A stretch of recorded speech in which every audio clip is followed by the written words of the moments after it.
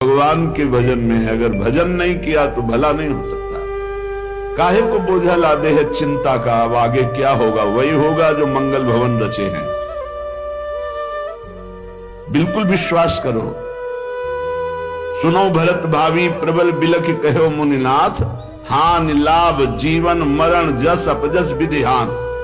जो विधना ने लिख दिया छठी राव के अंग, राय घटे न तिल बढ़े रहुरे जीव निसंग। क्या चिंता करो, चिंतन करो। तुम्हारी ये चिंता भय शोक दुख ये तभी भागेंगे जैसे जैसे श्यामाजू का चिंतन करोगे, जैसे जैसे परमार्थ में आगे कदम बढ़ाओगे। तुम निश्चिंत हो जाओगे, निर्भय हो जाओगे, निशोक हो जाओगे। उदासीन जग में रहे, उदासीन कहते हैं ना किसी को मित्र बनाया ना किसी को शत्रु, सब में विराजमान मेरे प्राण प्यारे हरि हैं। ये क्रूरा अपि पापिनो न चशताम संभाष्य दृश्याश्चये सर्वान वस्तुतया निरीक्ष परम स्वाराध्य बुद्धिर्मम। ये मेरे आचार्य का आदेश है। जो क्रूर हैं, पापी हैं, दुष्ट हैं, नीच हैं, वो तुम्हें दिखाई दे रहे। मेरी दृष्टि में आराध्य देव श्री राधा वल्लभ लाल, श्री कृष्णचंद्र जो सबके हृदय मंदिर में हम परमात्मा देखने के लिए चले हैं, ना कि क्रूर पापी दुष्ट निंदक देखने के लिए चले। हम साधना कर रहे हैं सब में परमात्मा का अनुभव करने के लिए। जड़ चैतन्य कछु नहीं दिखे, जहां दिखे तहां श्याम खड़े। ये सिद्धि है, ये साधना की परिपक्व अवस्था है कि अपने इष्ट को वासुदेवा स्वरमिति सा महात्मा सुदुर्लभा। हम उस मार्ग के पथिक हैं। सत्संग सुने तो बहुत सावधान होकर सुने, एक एक शब्द रहस्यपूर्ण होता है। भैया चाहे हीटर गर्म करे, चाहे फ्रिज ठंडा करे, चाहे एसी ठंडा वातावरण कर दे या हीटर गर्म वातावरण कर दे, बिजली दोनों में एक ही है। जो देखने वाला है कि हीटर का कारण बिजली, तो कूलर का कारण बिजली, फ्रिज का कारण बिजली, एसी का कारण बिजली।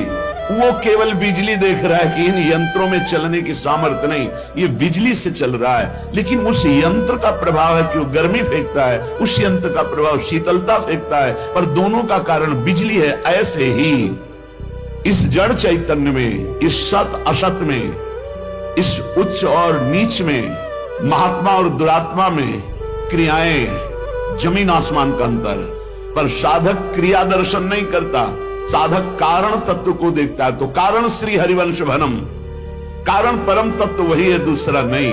तुम्हारी दृष्टि स्थूल को देख रही है, शरीर और क्रियाओं को देख रही है, और संत और साधक भगवत मार्ग के पथिक उस तत्व का दर्शन करने निकले, तभी उन्हें तत्वदर्शी महात्मा कहा जाता है। इसीलिए अनाधिकारी संतों के वचनों का गूढ़ रहस्य न जानकर वो मनमानी आरोप थोप करके उनकी निंदा करके नरकगामी होता है।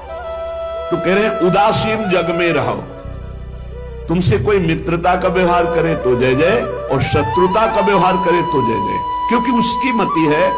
लेकिन मित्र और शत्रु व्यवहार है, लेकिन परमार्थ में नहीं। परमार्थ में वही परमात्मा तत्व उसके हृदय में बैठा है, वही परमात्मा तत्व मित्र के हृदय में बैठा है। सबके हित की, सबका मंगल, ये परमार्थ के पथिक। ऐसे पापी से आपको बात नहीं करनी चाहिए, आपके यहां नहीं आना चाहिए। कौन पापी है?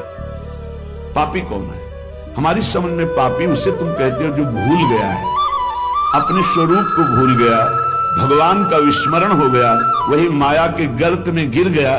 तो हम लोगों का कार्य क्या है? भूले हुए को स्मृति प्रदान करना।